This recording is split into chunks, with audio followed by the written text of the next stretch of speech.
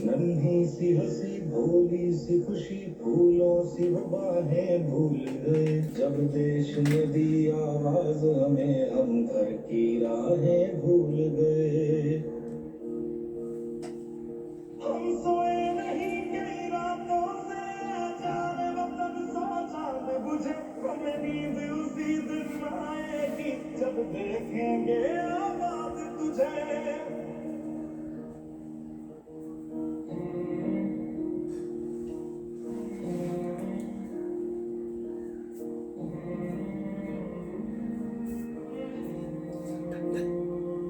तेरी मिट्टी में मिल जावा गुल बन के मैं खिल जावा इतनी सी है दिल की आरज़ू।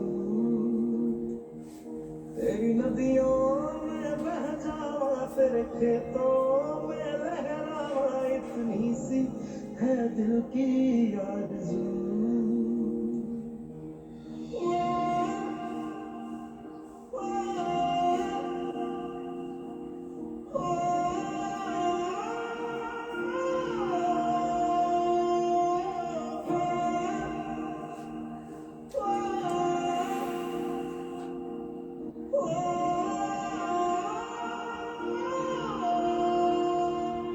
मजबूर हुई जब दिल की दुआ तो हमने दवा से काम लिया वो नब्ज नहीं फिर थमने दी जिस नब्ज को हमने थाम लिया।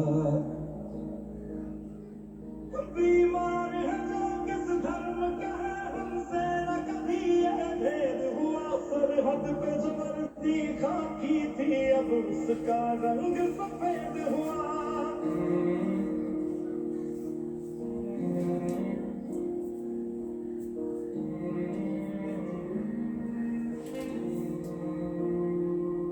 तेरी मिट्टी में मिल जावा गुल बन के मैं खिल जावा इतनी सी है दिल की आरज़ू।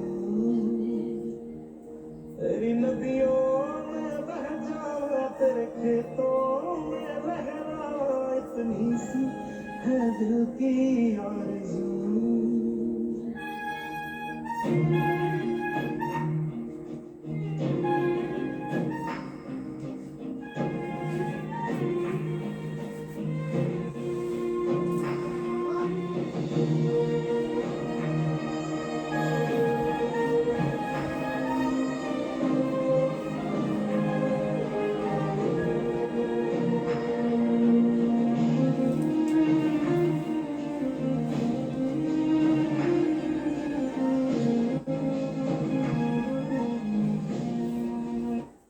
सुना था डॉक्टर्स भगवान का रूप होते हैं, पर आज ऐसा लगता है कि कोरोना वायरस से लड़ने की इस चुनौती की घड़ियों में भगवान ने ही डॉक्टर्स का रूप ले लिया।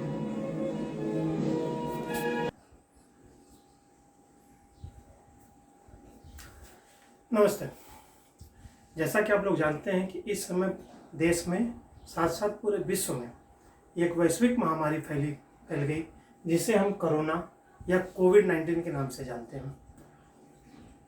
इस बीमारी में करोड़ों लोग ग्रसित हैं, लाखों की मृत्यु हो चुकी है। इस हिसाब से आप समझ सकते हैं कि बीमारी कितनी घातक होगी।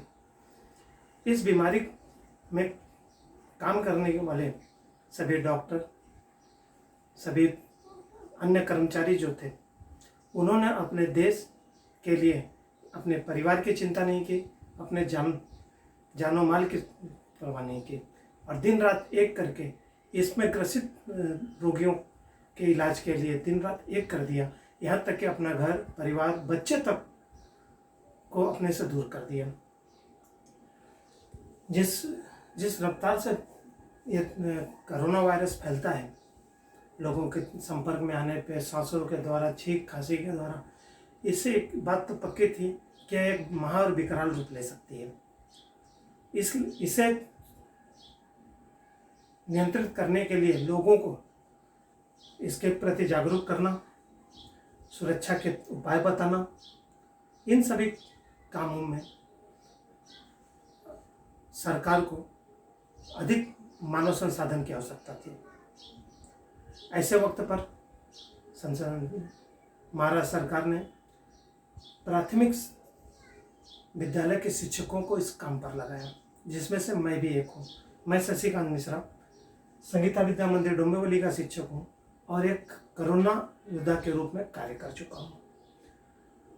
जब मुझे यह ऑर्डर मिला, आदेश मिला कि मुझे कोरोना वॉरियर के रूप में काम करना है, तो सर्वप्रथम तो मैं आपको बता दूं कि मैं बहुत ही घबरा गया, क्योंकि जो परिस्थितियां थी सामने की, कोई सामने से छींक दे या किसी कोरोनाग्रस्त के नज़दीक पहुंचने पर उसकी सांसों से भी हमें उसके विषाणु या जो कीटाणु है वो हमारे शरीर में प्रवेश कर सकते हैं, यह सुनकर सबसे पहले तो घबराहट हुई। फिर मन में एक बात आई, मैं क्यों मरूं, मैं क्यों अपनी जान खतरे में डालूं।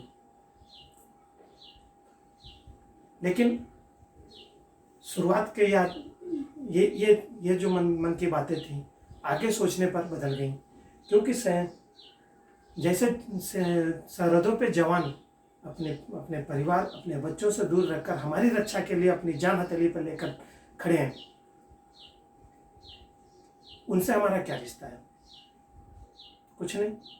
सिर्फ एक देश के लिए, देशवासियों के लिए वो अपनी जान जो है, अपना सीना जो है दुश्मन के सामने तान कर खड़े हैं। उनकी जान जाएगी तो किसे तकलीफ होगा, किसे दुख होगा? सिर्फ उनके परिवार को? नहीं, वो हमारे लिए है। अगर वो कर सकते हैं तो हम क्यों नहीं करेंगे? हम भी करेंगे। इसका जो भी परिणाम हो, हम लोगों को जागरूक करेंगे। जब हमें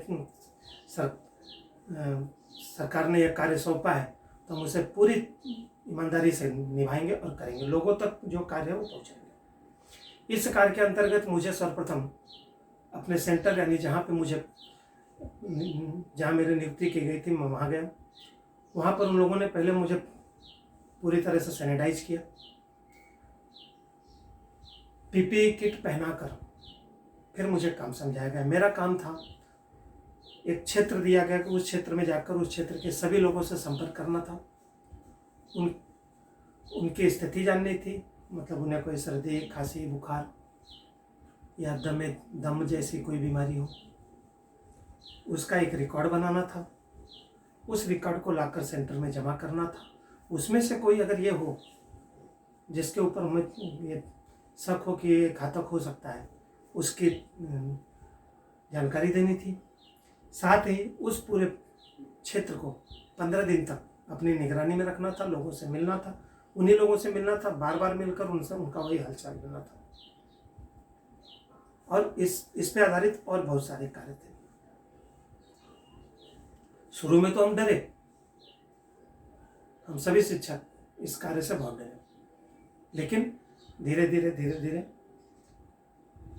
हमने जैसे इसको अपनी दिनचर्या बना ली।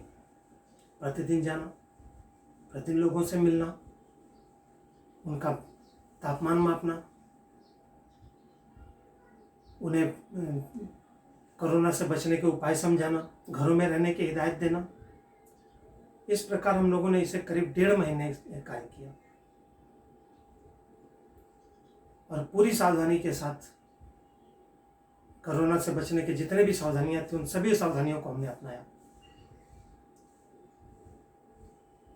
और 1.5 महीने का अपना कार्यकाल हमने पूर्ण किया। सिर्फ वहीं तक कोरोना योद्धा की कहानी नहीं खत्म हो गई, ऐसी नहीं।